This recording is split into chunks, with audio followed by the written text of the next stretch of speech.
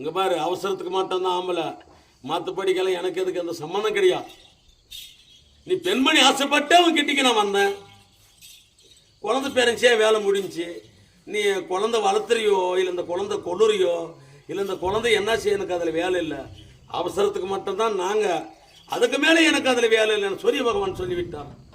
சாமி, இந்த குழந்தைக்கு ஒரு வழி சொல்ல வேண்டும் என்று சொன்னவரனே, சரி அப்படி ஆகட்டும் பாரு, ஒரு பேலை சார், ஒரு நன்றாக ஒரு பேலை இருக்கிறது, இந்த பேலையில் வைத்து எங்கன மறைச்சிடு குழந்தை அப்படி என்று சொன்ன போது, என் தாயாகப்பட்டவள் இந்த குழந்தை எடுத்து அந்த பேலையிலே வைத்து நேராக அரண்மனைக்கு எடுத்துக்கொண்டு சென்றிருக்கிறார். அரண்மனைக்கு சென்று அரண்மனை இருக்கும்படியான அனைத்து மன்னர்களுக்கு மூர்ச்சடை செய்து, எங்கம்மா என் தாயாகப்பட்டவே அந்த குமரி வயாத்திலே அடி பிறந்தவனானே,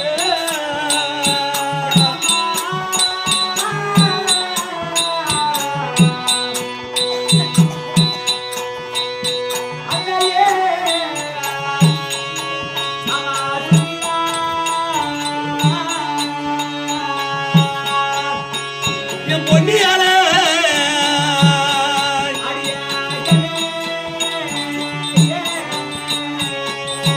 அடி நாயகமே என் கண்ணே,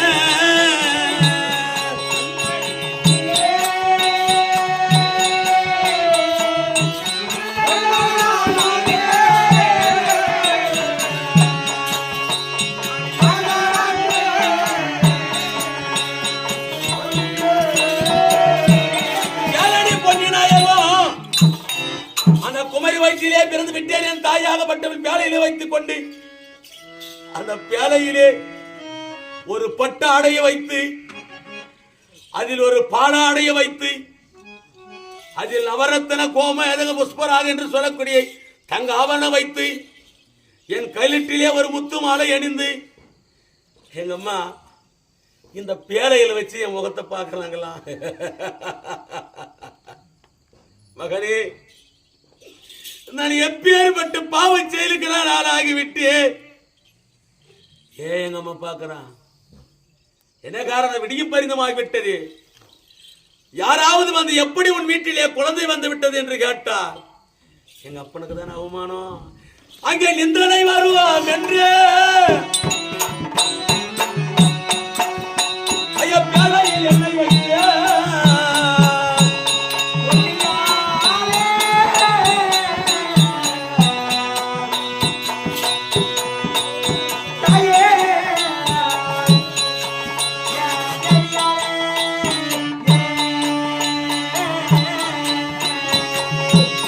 பொன்னியாலே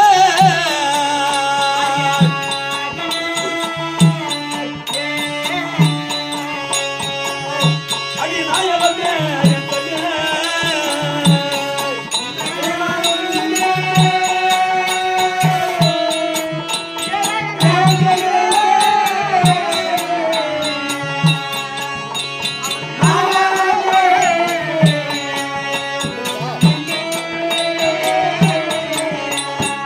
நாளை விடிந்ததேயானால் என் தந்தை யாருக்கு நிந்தனை வரும் என்று சொல்லி இந்த தங்க பேலையில் என்ன வைத்து நேராக ஆற்று அருகாமையில் எடுத்துன்னு எங்க அம்மா வச்சிருக்கிறாராம்.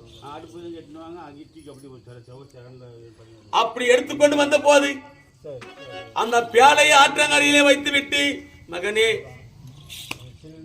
உனது பாலாட்டிலே நான் விருகினேனடா கண்ணே,